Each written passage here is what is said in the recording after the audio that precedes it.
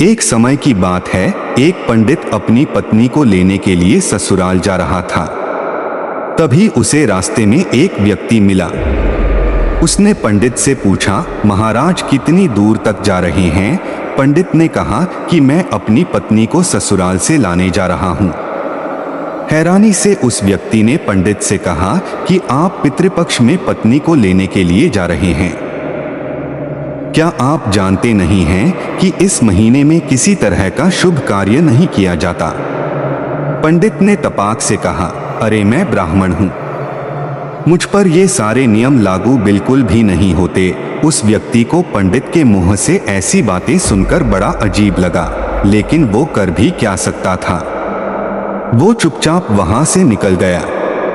पंडित भी अपने रास्ते की ओर चलते चले गए और कुछ देर बाद ससुराल पहुंचे। वहां पहुंचते ही उनका खूब आदर सत्कार हुआ, लेकिन लड़की वालों ने भी पितृपक्ष में बेटी को घर से ससुराल भेजने से मना कर दिया। ब्राह्मण भी मानने वालों में से थे नहीं। उन्होंने जिद पकड़ ली कि वो अपनी पत्नी को लेकर ही जाएंगे, और होते होते वो अपनी पत्नी को लेकर अपने घर की ओर निकल पड़े। रास्ते में कुछ देर आगे बढ़ने पर पंडित को जोर से प्यास लगने लगी। सामने ही उन्हें कुआं नजर आया। वो वहां गए और रस्सी को खींचकर पानी निकालने लगे। उसी वक्त एक व्यक्ति भी वहां पहुंचा और उसने पंडित से अपने लिए भी पानी निकालने के लिए कहा। जैसे ही पंडित उसके लिए पानी निकालने लगे तो उसने पंडित को उठाकर कुएं के अंदर डाल दिया और पंडित के भेष में उसकी पत्नी के साथ रास्ते में आगे बढ़ने लगा। दोनों कुछ देर बाद पंडित के घर पहुंच गए। वो व्यक्ति पंडित का ही रूप बनाकर उस महिला के साथ रहने लगा। ऐसा होते होते तकरीबन 3 महीने बीत गए, लेकिन पंडित अभी भी कुएं में ही फंसे थे।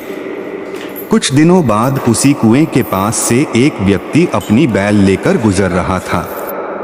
बैलों के गले की घंटी की आवाज कुएं के अंदर फंसे पंडित के कानों पर पड़ी। तभी पंडित जोर से चिल्लाया, बचाओ बचाओ, कोई है तो मुझे बाहर बैल लेकर जा रहे आदमी को लगा कि कुएं से कोई भूत बोल रहा है।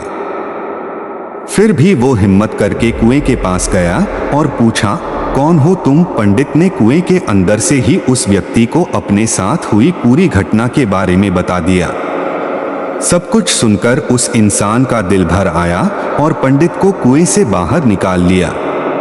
कुएं से निकलते ही पंडित फटाफट अपनी पत्नी से मिलने के लिए गांव पहुंच गया।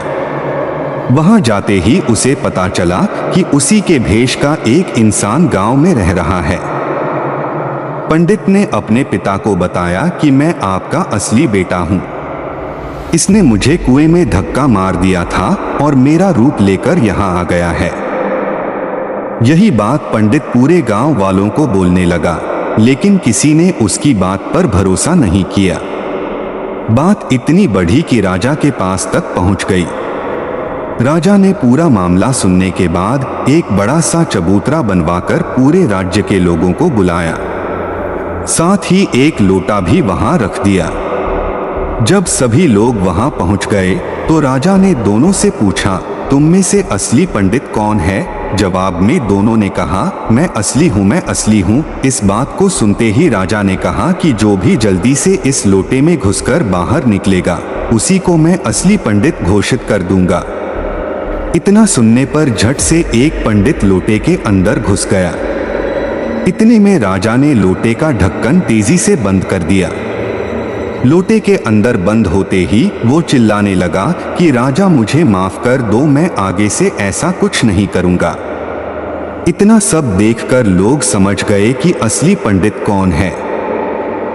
सबको पता चल गया कि वो भूत था जो लोटे में घुस गया था। वह भूत पंडित को सबक सिखाने के लिए उसका रूप बनाकर उसी के घर में रह रहा था, क्योंकि वो पितृपक्ष में शुभ कार्य कर रहा था। कहानी से सीख, बड़े बुजुर्गों द्वारा कही गई बातों के पीछे कोई न कोई वजह छिपी होती है, इसलिए शुभ कार्यों को पितृपक्ष में नहीं किया जाना चाहिए। बुजुर्गों के अनुभव के आधार पर ही कुछ समय के लिए पितृपक्ष के दौरान शुभ कार्य करने से रुक जाना चाहिए।